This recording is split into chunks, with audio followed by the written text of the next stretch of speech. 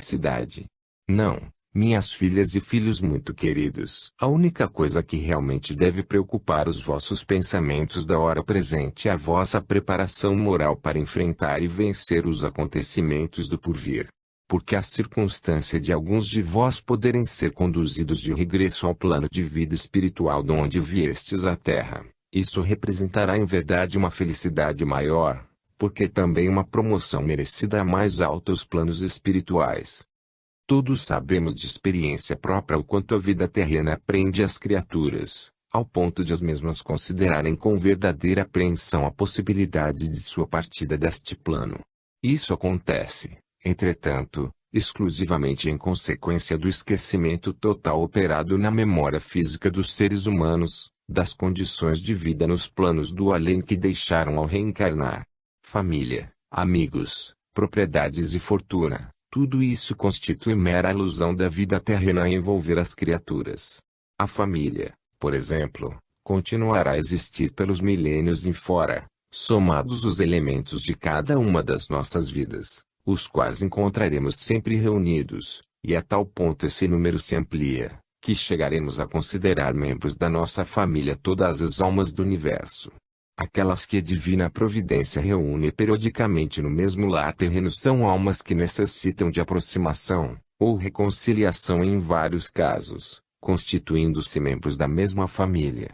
Ao regressarem, porém, ao alto, todos esses elementos verificarão quão grande é o número dos seus parentes e afins, em muitos e muitos casos excedendo as centenas de milhares de almas. Com o correr dos milênios e de acordo com o grau evolutivo de cada uma, todas as almas hão de considerar-se verdadeiramente irmãs e nesta condição se hão de amar e estimar.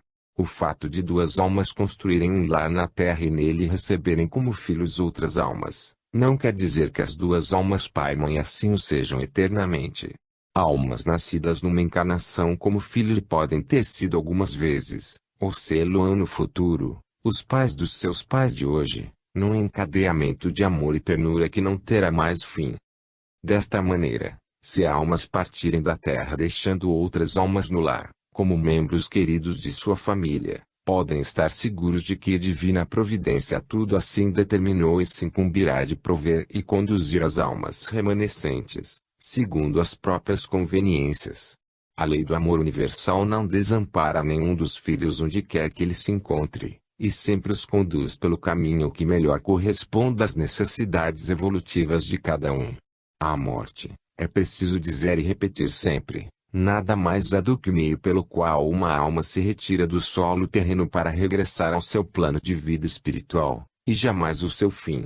Não existe, por conseguinte, separação definitiva entre as almas que partem e aquelas que ficam na terra, porque estas, à sua vez, hão de regressar também ao seu plano de vida espiritual, onde encontrarão a esperá-las, as almas afins que partiram antes.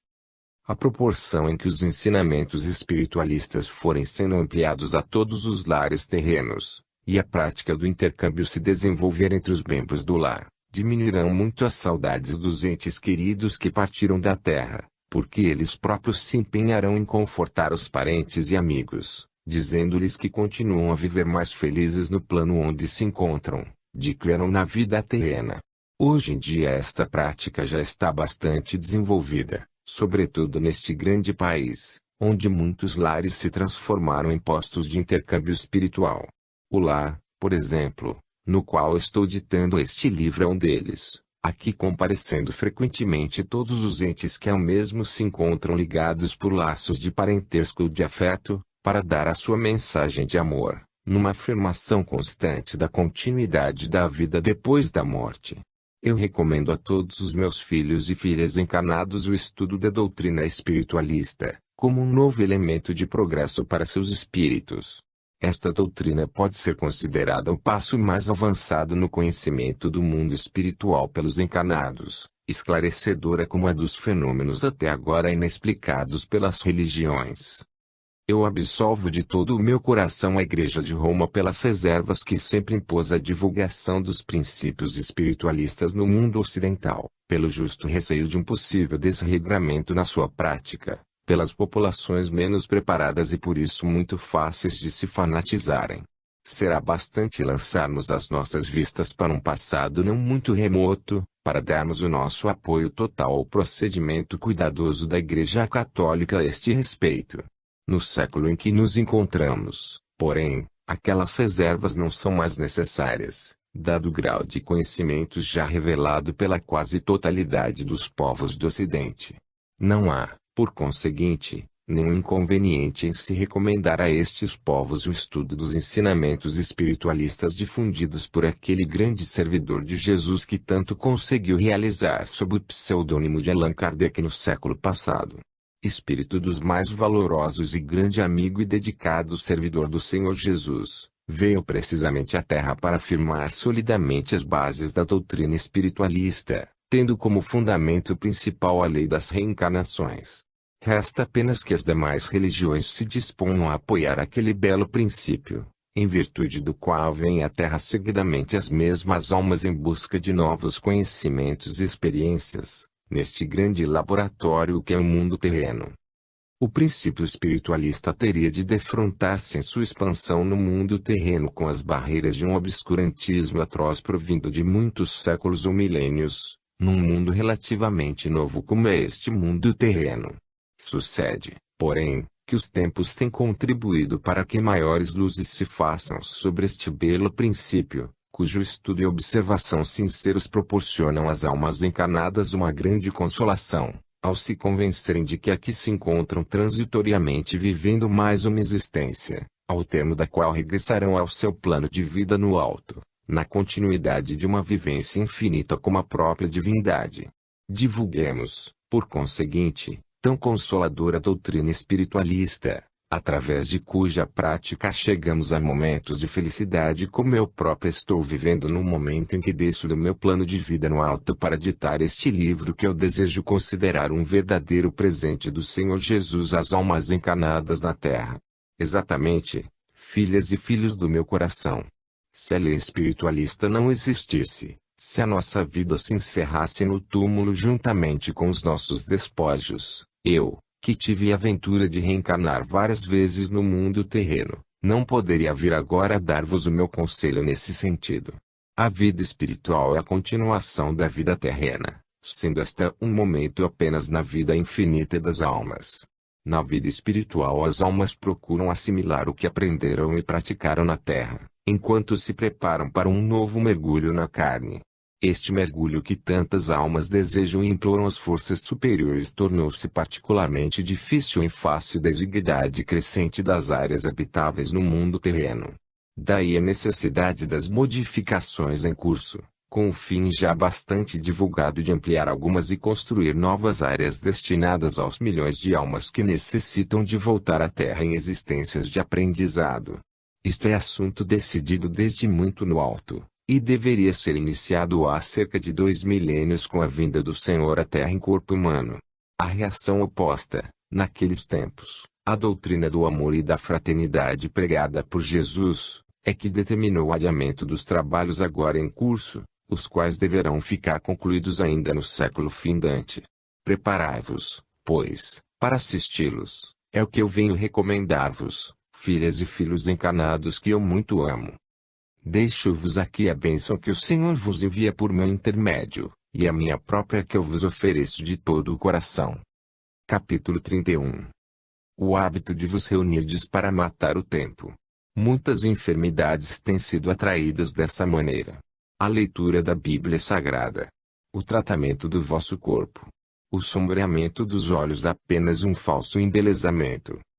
A circunstância de se encontrarem na Terra neste fim de século almas em estado já bastante adiantado de evolução, ao lado de outras menos evoluídas, e ainda muitas outras em princípio de sua grande jornada, esta circunstância representa bem a situação da vida espiritual, nos diversos planos do além. Tratando-se de uma escola evolutiva como é a Terra, há toda a conveniência na vinda dessas três categorias de almas conjuntamente, para que as mais adiantadas possam esclarecer as demais por meio do exemplo e do saber, ajudando-as a caminhar também na estrada da vida. Acontece muito frequentemente nos dias que correm, registrarem-se fatos bastante significativos em várias latitudes do vosso pequeno mundo, envolvendo pessoas de maneira bastante trágica, demonstrativos do reduzido grau evolutivo de seus protagonistas.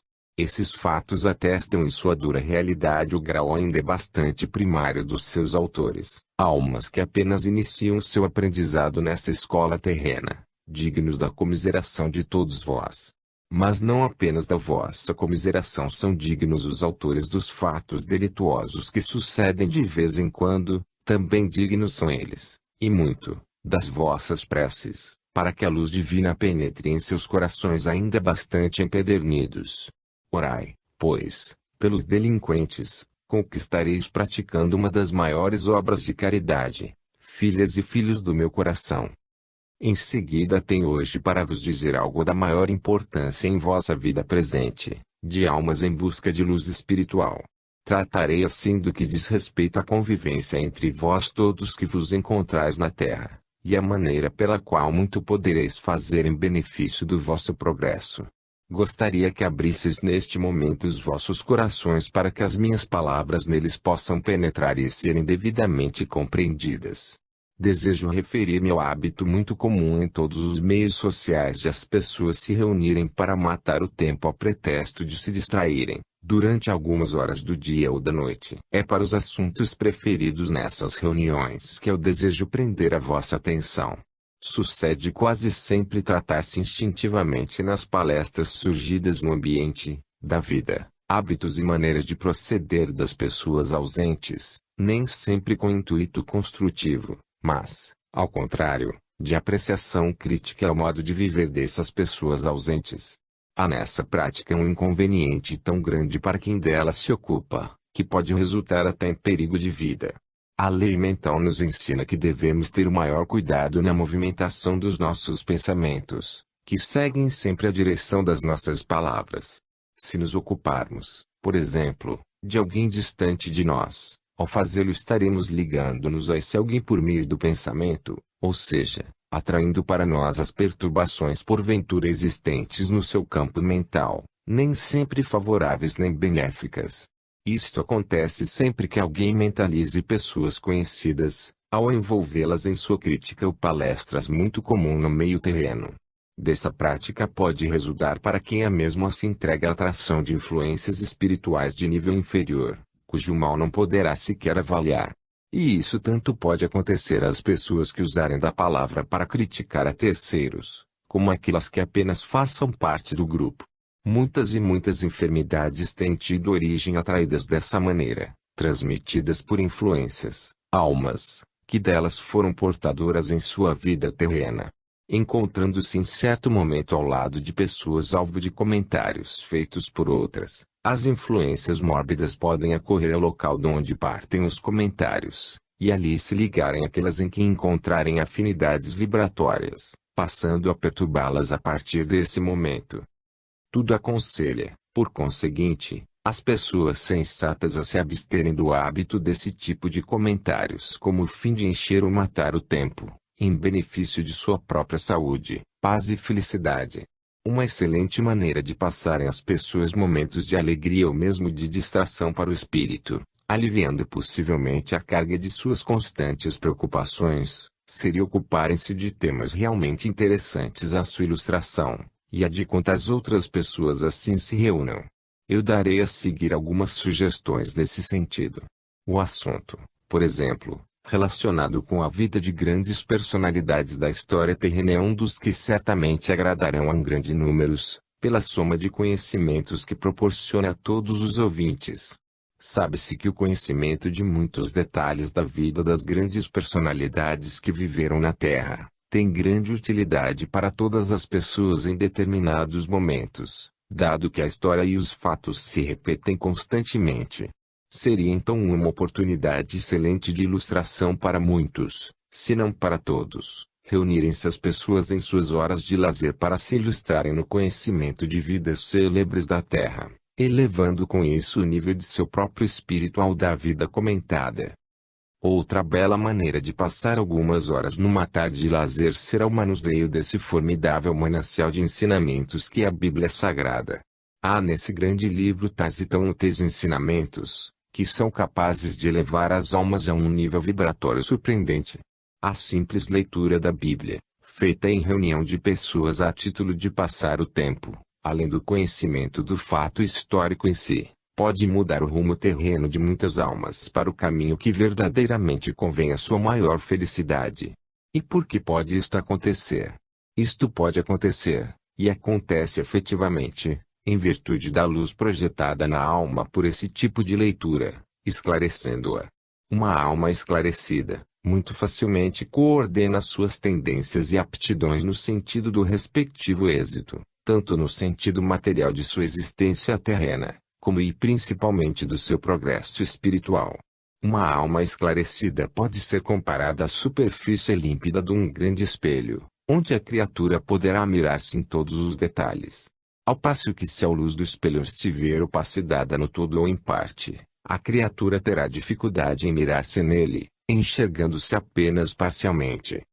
A leitura da Bíblia pode ser então comparada a um grande e límpido espelho, a transmitir ao leitor uma luz clara e brilhante a iluminar, pelo conhecimento, os numerosos detalhes do seu caminho na vida. É fácil explicar por quê. Nesse livro monumental que é a Bíblia se encontram exarados, se bem que em linguagem velada, todos os ensinamentos necessários à trajetória das almas na Terra. Conhecendo-se, então, desde o Velho ao Novo Testamento através de uma leitura atenta, as almas encarnadas adquirem um tal foco de luzes em sua trajetória pela Terra, que instintivamente se projetam e engrandecem as suas luzes espirituais. Aqueles que se entregarem de boa mente à leitura do livro dos séculos que é a Bíblia encontrarão em suas páginas uma solução para cada problema, um conceito para cada situação, um conselho para cada dificuldade, sem falar na grandiosidade dos ensinamentos existentes em forma de provérbios, que são verdadeiros focos a iluminar a consciência dos leitores em todas as eventualidades. Aí ficam estas sugestões para as vossas almas, filhas e filhos a quem eu muito quero, as quais podereis adotar, não para matar, mas aproveitar o vosso tempo, seja de descanso no lar, ou nas vossas pequenas reuniões sociais. Poderão alguns de vós considerar estranho ou de possível mau gosto, ocuparem-se as pessoas na leitura da Bíblia ou de vidas célebres, nas reuniões de puro lazer. Eu vos direi, porém, que se o vosso sentido material assim pensar, não pensará outro tanto o vosso espírito, ávido dessa ordem de conhecimentos. Ao vos preparardes no alto para reencarnar, tanto da presente como das vezes anteriores, todas vós elaborastes o vosso programa de estudos na Terra, mencionando com particularidade o estudo das coisas sérias da vida, com o fim de errardes o menos possível. E a maneira mais indicada que se apresenta a todas as almas encarnadas é o conhecimento das verdades históricas de que está repleta a Bíblia, pela luz que seus ensinamentos projetam no espírito dos leitores. Estes encontram em suas páginas tais e tão belos ensinamentos, que têm, só por si, o mérito de impedir sua incidência nos erros praticados constantemente por quantos não tiveram a felicidade de compulsar esse tesouro. Isto se dará pela presença constante dos numerosos conceitos, provérbios e sentenças bíblicas no espírito de seus leitores a iluminar-lhes o raciocínio, a fortalecer-lhes a memória e o coração em todas as fases da vida, como se um conselheiro for em todos os momentos presente, a indicar-lhes qual o caminho a seguir. É tal a projeção dos ensinamentos bíblicos nas almas, que quantas os tiverem estudado em sua passagem pela terra, constroem com eles um poderoso facho de luzes da maior utilidade, não apenas enquanto na terra, como também a engrandecer-lhes o patrimônio espiritual que as acompanha de regresso ao seu plano de vida no além. Poderei mesmo dizer a que as almas que pautarem seus atos neste plano terreno segundo os conhecimentos adquiridos através do estudo da Bíblia, tornar-se-ão muito mais rapidamente que as demais, possuidoras daquele desejado grau evolutivo que há milênios perseguem. Para encerrar o presente capítulo, ainda quero tratar de outro assunto igualmente interessante para todas vós, minhas filhas queridas.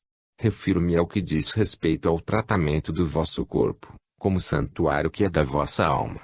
Muitas inovações se apresentam já neste fim de século sob o pretexto de embelezamento físico da mulher, algumas bastante esquisitas, no sentido de sua impropriedade para uso de uma alma de Deus em passagem pelo mundo terreno.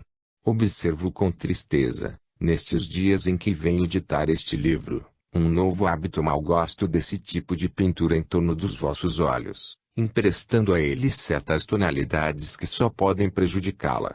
Enquadrardes os vossos olhos, de natureza tão belos e expressivos, em tonalidades que só fazem afiá-los, é procedimento que atenta contra a vossa beleza natural, senão até contra a própria natureza, que vos dotou de todos os necessários encantos, minhas filhas do coração. Eu vos peço com todo amor, que abandoneis esse feio método de falso embelezamento, pelo que ele tem de inconveniente e prejudicial. Esse círculo artificial dos vossos olhares entristeça a expressão da vossa alma, que é límpida, clara, e só deseja manifestar-se através do vosso olhar apenas rodeado dos ornamentos traçados pela mão da natureza. Pinturas em volta dos vossos olhos. Jamais, filhas queridas. Tudo não passa de uma criação industrial de enriquecimento à custa do vosso mau aspecto. Ouvi-me, pois, filhas do meu coração. Jogai fora, para bem longe de vós, esse tipo de pinturas, para que o vosso olhar passe a brilhar com todo o fulgor da sua natureza, como reflexo que é da vossa bela alma. Este um conselho e um pedido que eu aqui vos deixo, minhas queridas, incluídos neste livro que eu programei no alto para tratar exclusivamente dos interesses espirituais das almas encarnadas na Terra. Falo-vos com o coração, pelo muito que vos estimo de longos séculos, porque a todas eu conheço de um passado distante, e de vossas frequentes idas e vindas a este plano. Sabendo-se que o corpo fluídico correspondente a cada ser humano reflete, ao voar para o seu plano, as características, usos e hábitos dos corpos físicos, imaginai, minhas queridas, que ao regressardes por vossa vez ao mundo espiritual, levasseis convosco esses enquadramentos negativos dos vossos olhos, e os tivesseis de suportar todo o vosso tempo no além. Estou certa de que muito grande seria então o vosso desgosto em tais circunstâncias. Atendei, então, ao meu pedido que aí fica. Repeli essa inovação que tanto afeia a limpidez do vosso olhar, ao mesmo tempo em que reduz a vossa personalidade espiritual. Mantende o vosso rosto isento de artifícios como este ao qual me venho referindo, para que o vosso magnetismo pessoal possa manifestar-se em toda a sua potencialidade, mas, sobretudo, não sombreis a limpidez dos vossos olhos, como espelho que são da vossa alma. Perdoai-me, minhas queridas, se assim me manifesto neste momento, mas eu o faço no vosso próprio interesse, depois de ter auscultado atentamente a reação que produz no sexo oposto esse tipo de pinturas ao redor dos vossos olhos, de seu natural tão belos e tão límpidos. Deixo-vos aqui a bênção que o Senhor vos envia por meu intermédio, e a minha própria que eu vos ofereço de todo o coração. Capítulo 32. A convivência das almas no espaço. Classificação das almas por categorias. Uma das características principais da vida no além. Recepções majestosas oferecidas pelas almas. Um acontecimento extraprograma. A presença do Senhor Jesus.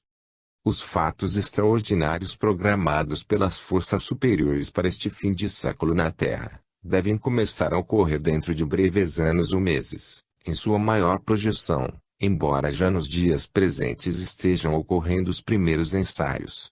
São fatos destinados a transformar boa parte da superfície terrena, nivelando áreas até então inaproveitadas pelos seres humanos na produção de alimentos.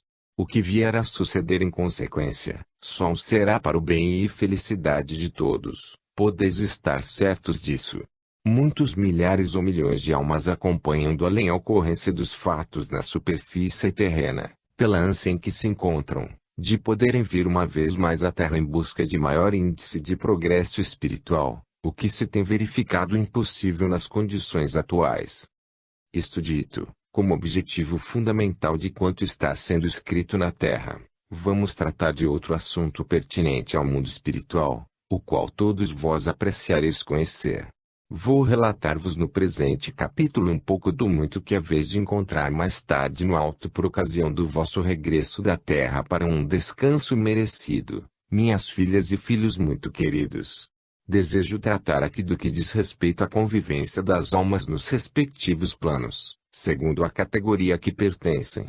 Devo explicar inicialmente que a classificação das almas por categorias não resulta de nenhuma escolha que no alto se faça entre os milhões de almas que lá vivem no intervalo de uma e outra encarnação. Não, minhas queridas, essa classificação se processa automaticamente, para não dizer instintivamente. Para vossa melhor compreensão, imaginai uma grande multidão de pessoas numa determinada festividade, comemoração ou acontecimento social, vestindo, porém, trajes diferentes. Uma grande quantidade dessas pessoas vestiria, por exemplo, roupagem de um branco brilhante, outra quantidade vestiria roupagem de um branco opaco, outra quantidade de pessoas vestiria roupagens diferentes, como cinza, amarelo claro, amarelo escuro, verde das duas tonalidades, até o roxo, lilás, etc. Para selecionar esses milhões de criaturas nenhuma dificuldade ocorreria. Seria bastante uma ordem geral para que se reunissem segundo as cores das respectivas roupagens. Como vedes por esta imagem bastante tosca, a seleção das almas no alto se faz segundo a coloração da respectiva luminosidade, reflexo exato da sua categoria evolutiva. Ficais sabendo igualmente que a luz espiritual também difere de alma para alma segundo o grau evolutivo no qual se encontram. Não me compete entrar em detalhes a respeito da relação que existe entre as várias colorações da luz espiritual, mas espero poder fazê-lo ainda neste livro se isso me for permitido. Direi, contudo, que a luz espiritual alcançada pelas almas já bastante evoluídas não é a mesma ostentada por aquelas que se encontram nos primeiros degraus da escala ascensional, e isso todos vós o compreendeis facilmente. Entraremos a seguir, então, no assunto que eu venho hoje revelar-vos, que é o seguinte: uma das características principais da vida no além, onde estagiam as almas nos intervalos de suas reencarnações neste pequeno mundo terreno, é a solidariedade, amiga muito íntima da cordialidade que todas as almas praticam. Para intensificarem estas duas belas qualidades, as almas de determinado plano oferecem recepções majestosas às almas dos planos vizinhos, durante as quais se estabelece uma perfeita confraternização. Em regra, as recepções deste tipo são oferecidas pelas almas habitantes de planos mais adiantados às suas vizinhas em grau imediatamente inferior. É a respeito de uma destas grandiosas recepções que eu desejo falar-vos nas linhas seguintes.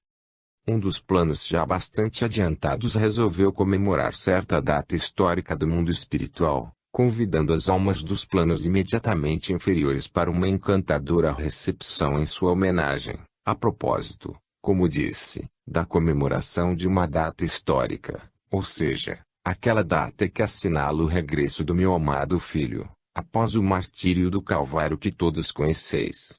Esta data que pelo vosso calendário atual é móvel, pelo calendário que nos rege no alto é fixa, intransferível. De passagem devo dizer-vos que tanto a data do nascimento como aquela da partida do Senhor são na realidade bastante diferentes das convencionadas no vosso calendário gregoriano. Isso não quer dizer, porém, que sua comemoração, com o sentimento que lhes dedicais, não seja recebida no alto pelo Senhor com verdadeira alegria e gratidão. Realizava-se então a majestosa recepção oferecida pelas almas evoluídas às suas irmãs vizinhas, numa festividade que se estenderia por alguns dias, uma semana aproximadamente. As almas convidadas eram recebidas com cativantes demonstrações de alegria pelas suas anfitriãs, tal o objetivo da festividade. Muitas e muitas almas aportavam em caravanas belamente ornamentadas, ao plano em referência, trazendo do seu próprio plano o que de mais expressivo houvesse, para oferecer às almas anfitriãs. Certo é que nada haveria nos planos algo inferiores que não houvesse também naquele que visitavam. É um costume também muito usado entre vós, as pessoas residentes nas regiões interiores, quando em visita aos amigos das cidades, levarem-lhes, como lembrança, artigos, objetos ou produtos da sua região. Eu mencionarei apenas alguns destes artigos ou produtos mais comuns, por exemplo, um queijo de qualidade, 1 litro de mel, uma bela melancia quando na época, Um bonito exemplar da sua criação de cabritos, carneiros ou de outros animais, com aquele delicado sentimento de oferecer uma lembrança aos amigos que visitam. No caso em foco, esse mesmo delicado sentimento de estima se manifesta através das quantidades de mimos e prendas trazidas pelas almas visitantes, recebidas pelas anfitriãs com demonstração de grande alegria e reconhecimento. Um dia inteiro durou a cerimônia das recepções às almas vindas de longe para a grande festividade. O segundo dia era destinado às palestras entre as almas chegadas e as residentes no plano, para uma permuta de afetuosas declarações em torno da vida e experiências de cada uma daquelas almas ao longo de suas existências milenares.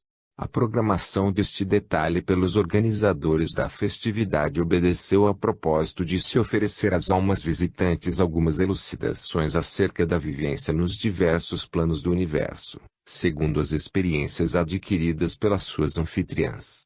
Encarregaram-se dessa parte do programa de festividades, entidades das mais destacadas do plano, pela sua já longa existência e consequentes experiências acumuladas. É fácil de imaginar o interesse despertado pelo assunto no coração das almas visitantes, ávidas de ouvir e aprender das irmãs bastante adiantadas, os ensinamentos que sua longa experiência poderia proporcionar a todas. Para esta cerimônia havia sido preparada uma área capaz de comportar de 100 a 200 mil almas reunidas ao ar livre, tendo por teto a encantadora abóbada celeste numa bela noite, assistida de muito alto pelos milhões de estrelas da Via Láctea. Assim como usais proceder em vossas grandes assembleias em que uma grande parte dos ouvintes tem de ficar distante, foram instalados no local os excelentes serviços sonotransmissores, para que toda a assembleia pudesse ouvir os oradores. Assim reunida aquela multidão de almas na primeira noite dedicada às palestras, assomou à tribuna uma entidade de grande luminosidade de cor azulada, característica de sua já bastante alongada experiência da vida universal, assim se dirigindo aos ouvintes. Este momento de excepcional alegria que estamos vivendo representa para todas nós a comemoração daquela data histórica em que o nosso amado Mestre e Senhor Jesus foi expulso da esfera terrena, após o martírio que sofreu em terras da Palestina. Esta data representa para nós, deste plano de vida, a nossa data máxima, por ser aquela em que o Divino Mestre aqui aportou de regresso da terra, aureolado pelo enorme sacrifício a que se submeteu para levar um novo esclarecimento à humanidade daqueles tempos. Não desejamos, entretanto, condenar os homens que tal martírio impuseram ao Senhor Jesus, minhas almas queridas. Não estamos em condições de censurar os homens de então com a vibração da nossa condenação, pela circunstância de que se o fizéssemos, estaríamos condenando a nós mesmos. A nós mesmos, sim, minhas almas queridas, digo bem.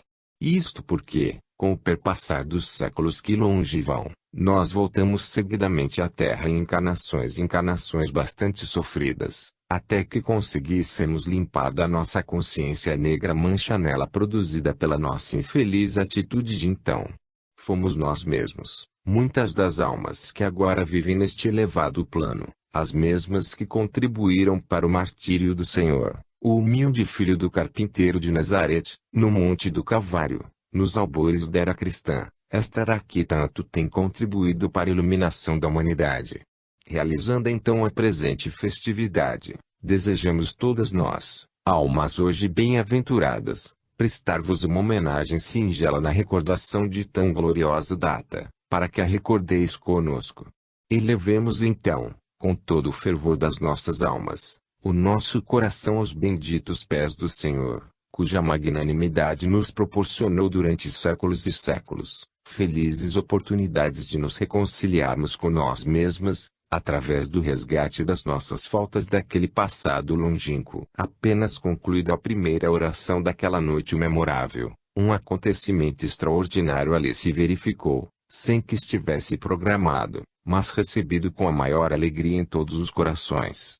O Senhor Jesus, assomando à mesma tribuna, instantes após haver falado o primeiro orador da noite, iluminou com seu olhar magnífico toda a imensa assembleia de almas, verdadeiramente maravilhadas. Proferiu então o Senhor Jesus, em síntese, as seguintes palavras: ouvidas pela Assembleia de Almas em Recolhimento. Almas muito queridas do meu coração. Resolvi transportar-me até aqui, em face da emoção que de mim se apoderou, ao perceber as vibrações dos vossos belos corações, ao recordardes, reunidas, aqueles dias, meses e anos em que, por designação amorosa do Pai, eu desci ao mundo terreno há perto de 20 séculos. Não desejo sequer recordar o que de ruim fizeram os homens daqueles tempos que longe vão, porque todos eles, sem uma única exceção, já alcançaram o seu foco de luzes redentoras, e eu tenho hoje a alegria de contá-los entre os meus amigos e servidores mais dedicados.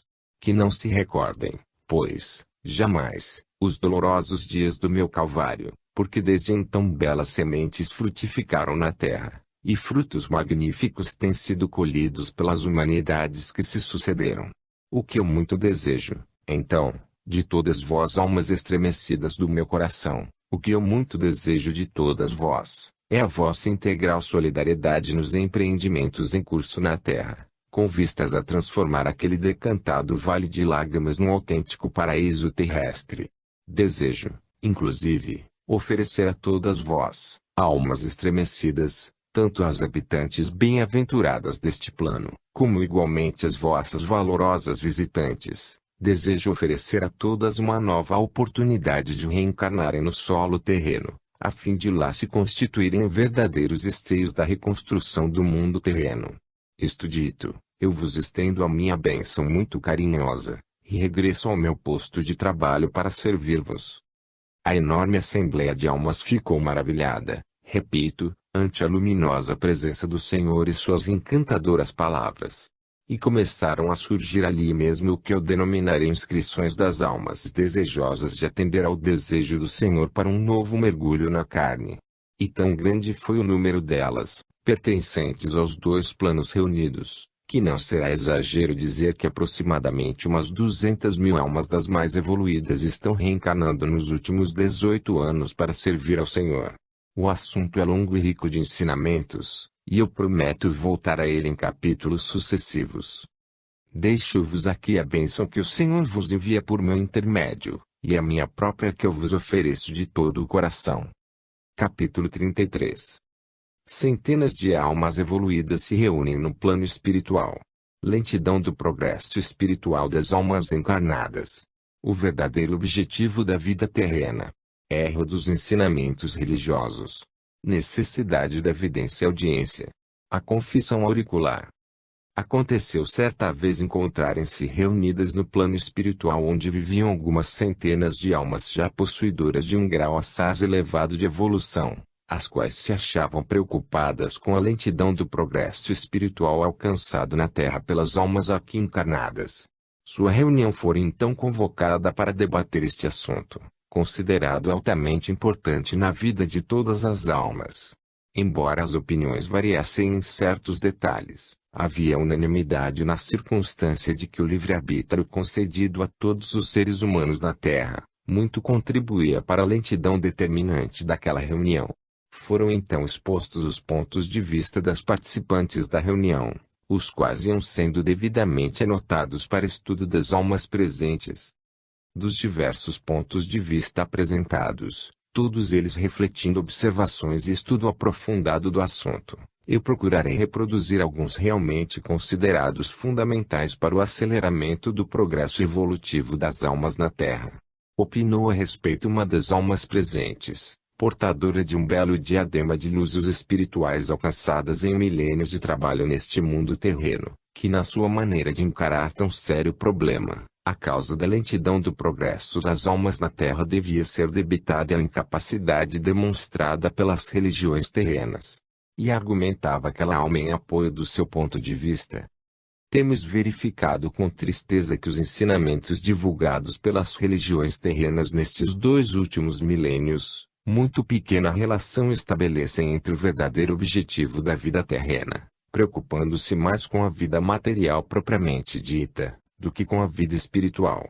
Temos verificado, inclusive, que os ensinamentos religiosos anualmente difundidos na Terra não só não admitem a evolução anímica através de vidas sucessivas no mundo terreno, como até se opõe à teoria espiritualista que prega a sobrevivência da alma. Uma tal atitude religiosa faz com que as almas encarnadas entrem a considerar sua existência como a única e definitiva, levando-as em muitos casos a se desinteressarem da vida espiritual, da qual não conseguem recordar-se no estado de encarnadas. A alma em referência desenvolveu o assunto com muita justeza, terminando por apresentar a solução deste grande problema, que será, em sua opinião, a criação na Terra de centros de estudos religiosos onde possam apresentar-se, visíveis, entidades missionárias, a ministrar os ensinamentos que possam esclarecer as almas encarnadas a respeito do seu progresso espiritual. Na opinião da alma em referência, os templos religiosos existentes em todo o mundo terreno seriam franqueados à palavra de entidades imateriais, que neles se manifestariam para transmitir aos seus frequentadores a palavra do alto, capaz de despertar nos corações humanos um ardente desejo de progredir espiritualmente. A ideia foi recebida pelas almas presentes com a maior simpatia, sendo considerada viável para o início do próximo século, quando se encontrarão em postos religiosos de destaque, espíritos de grande evolução em vias de reencarnar. Belo seria, pois, se, antecipando sua ideia que enunciada, a classe dirigente das várias religiões terrenas, decidisse colocar os respectivos templos à disposição do Senhor do mundo, para que os seus mensageiros neles se manifestassem, para divulgar ensinamentos capazes de apressarem o progresso humano espiritual. Outras entidades igualmente se manifestaram sobre o assunto, cuja palavra despertou o maior interesse. Na opinião de outra alma presente, o que muito virá contribuir para o mais rápido progresso das almas encarnadas, será a concessão das faculdades mediúnicas da vidência e audiência, permitindo às almas encarnadas ver e ouvir as desencarnadas, durante a sua permanência no corpo. Argumentava a alma em referência, que nenhum ensinamento divulgado na Terra pelas religiões terá a penetração e aceitação por parte dos encarnados, alcançada pelos que forem divulgados pelas almas categorizadas do mundo espiritual. E então, concluía, de posse destas duas importantíssimas faculdades, vidência e audiência as almas encarnadas não só se esclareceriam muito mais facilmente, como também poderiam ser advertidas pelo alto, em todas as oportunidades em que estivessem na iminência de falir. A reunião prosseguiu bastante animada, dado o interesse que todos nós temos no alto, em podermos contribuir para o aceleramento do vosso progresso evolutivo. Porque, filhas e filhos a quem eu muito amo, não podeis sequer imaginar o quanto decepciona os vossos dedicados protetores espirituais que vos assistem em todos os momentos, terem de testemunhar atitudes de todo incompatíveis como o vosso progresso e bem-estar espiritual. As almas encarnadas na Terra cometem às vezes faltas de tal modo prejudiciais à sua própria felicidade, que deixariam certamente de cometer se antes tivessem podido ouvir a voz amiga do seu protetor espiritual. O assunto foi igualmente anotado para ser continuado em outras reuniões. Foi, não obstante, deliberado pelas almas reunidas, levá-lo ao conhecimento do Senhor para sua apreciação. Constituiu-se para esse fim uma comissão de almas, incumbidas de levar ao Senhor do mundo as ideias e conclusões daquela reunião, como sucede, aliás, ao fim de todas as reuniões das almas interessadas em contribuir para o progresso da coletividade espiritual. Como parte do resultado do debate dos assuntos levados à reunião.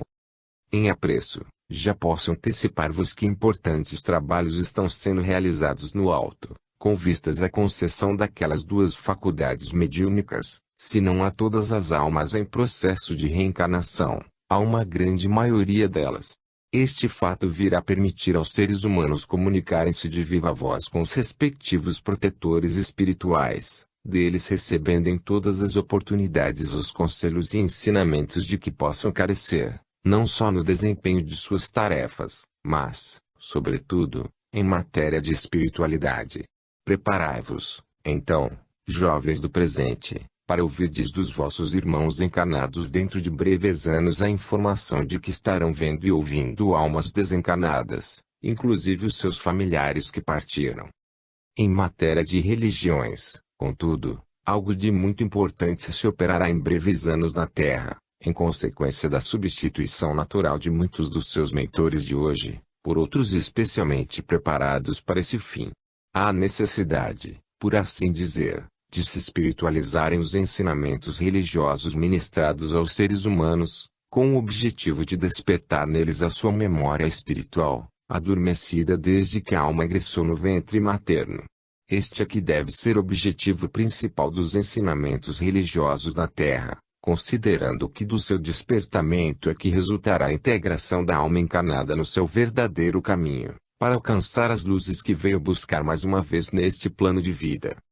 Muito haverá, porém, que modificar no que diz respeito ao ensino e práticas religiosas do presente. Uma dessas práticas que está a exigir arquivamento urgente e definitivo, pela sua verdadeira inoperância, e a da confissão auricular, em que as almas confessandas são inquiridas em suas respeitáveis intimidades, desnecessária e imprudentemente. Nada de positivo resultou até hoje de semelhante prática milenar, criada precisamente para perquirir no íntimo das criaturas, pensamentos, atitudes, e até delações de terceiros. Isto não é religião. Semelhante prática dita religiosa precisa cessar de todo e o quanto antes. As almas encarnadas só podem encontrar um confessor autêntico em nosso Senhor Jesus, a quem devem dirigir os seus pensamentos e os seus pedidos de perdão, sempre que se considerarem em falta. Nosso Senhor Jesus auscultará amorosamente o coração das almas que a Ele se dirigirem em orações fervorosas, sendo Ele a única entidade com poderes para perdoar. O Senhor se regozijará, inclusive, com as almas que assim procederem, porque verificará nesse gesto o desejo sincero de caminharem para Ele. Que cessem, pois, as confissões auriculares ditas religiosas, para que o século a iniciar-se muito proximamente não mais encontre essa prática que tanto serviu no passado recente, para imposição de sofrimento e martírio a não pequeno número de seres humanos. Ouçam os responsáveis pela religião que tal prática conserva, na certeza de que eu aqui lhes transmito a própria palavra do Senhor. Abulam o quanto antes do número de preceitos a confissão auricular, aliás já hoje repelida pela maioria dos seus adeptos, por absolutamente desnecessária. A esta prática se deve atribuir, inclusive, o afastamento dos templos, de muitos milhares de famílias cristãs, discordantes de semelhante preceito.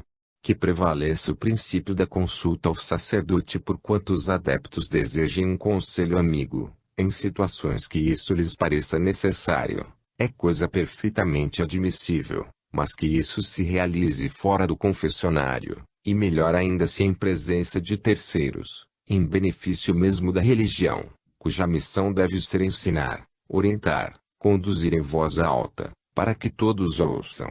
Façam isso os responsáveis diretos pelas religiões atuais, e estarão servindo ao Senhor, como o Senhor deseja que o sirvam verdadeiramente.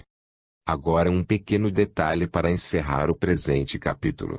Todos quantos compulsaram a história religiosa sabem os motivos que levaram os mentores religiosos do passado a instituir no Ocidente a confissão auricular, como preceito religioso obrigatório para receber a comunhão.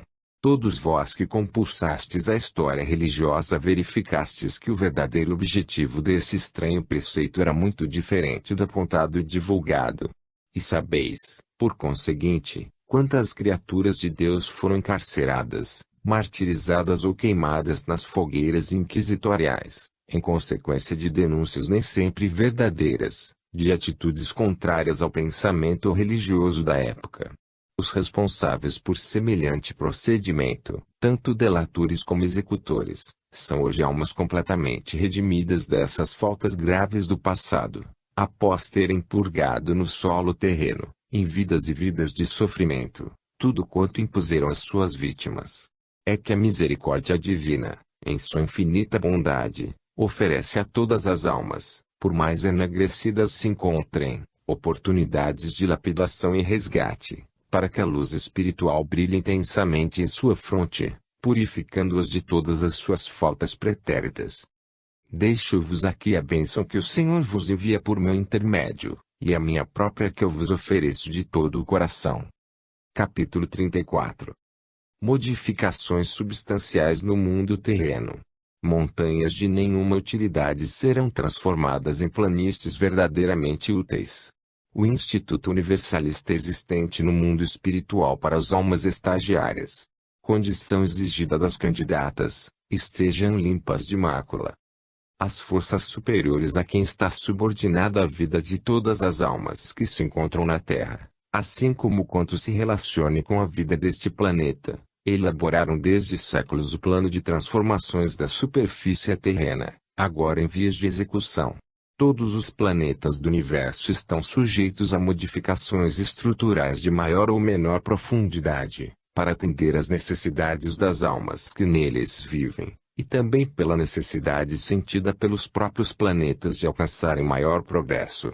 Isso ocorre em virtude da lei universal que não permite a estagnação da vida dos seres e das coisas além de um certo limite. No que diz respeito ao mundo terreno, por exemplo, ele se encontra na situação em que se operou a consolidação de sua superfície há milênios de milênios, não existindo nos vossos arquivos terrenos nenhum documento pelo qual possais fazer com exatidão a conta dos tempos decorridos. Com os trabalhos planejados pelas forças superiores e já em andamento fora das vossas vistas, modificações substanciais vão ser operadas no mundo terreno com o objetivo principal de atender às necessidades de uma população provavelmente maior do que a atual. Existem no vosso pequeno planeta áreas imensas ocupadas exclusivamente por montanhas rochosas de nenhuma utilidade para a vida dos seres humanos, as quais, em grande parte, deverão ser demolidas e transformadas em planícies verdadeiramente úteis.